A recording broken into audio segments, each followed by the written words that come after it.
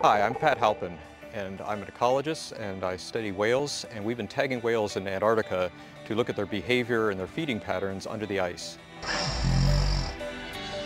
The whale populations are coming back, but they were severely depleted, and so there's a lot of work to be done to make sure we can stabilize those populations. One of the big concerns in the future is as we have climate change, the ice edge is going to be retreating, and we really don't understand how that's affecting the marine populations.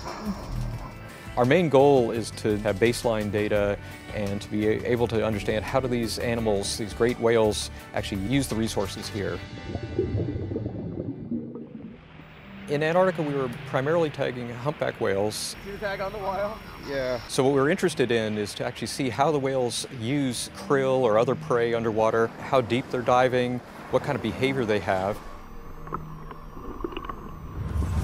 When we go out to tag, we actually put out two small boats. George, you ready? One of them will have a carbon fiber pole that they'll use to attach the tag with suction cups. So literally chase the whale down and then smack the tag on the back of the whale.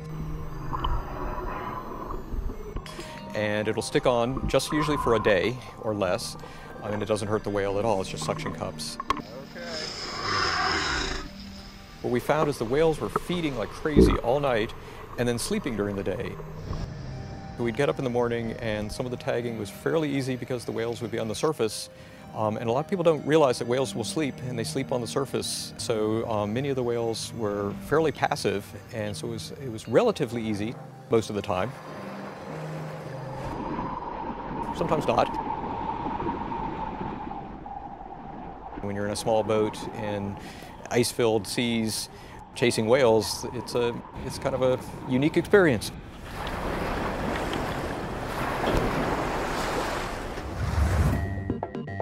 By tagging the whales, we get a position from GPS and we can track them and create computer simulations of the behavior of the exact movement of the whales.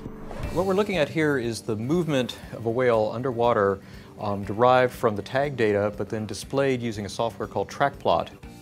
This software allows us to be able to take the raw data and be able to recreate it into an animation that shows their exact movement underwater.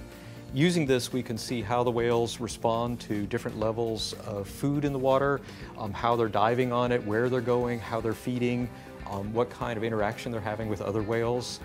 So this lets us tell the whole story, not just looking at where the whale went, but why the whale went into different locations. One of the things we were finding is populations of whales that were hidden in bays late in the season, so people just really didn't know were there. And so we're actually making some new discoveries to science in places that just haven't been observed.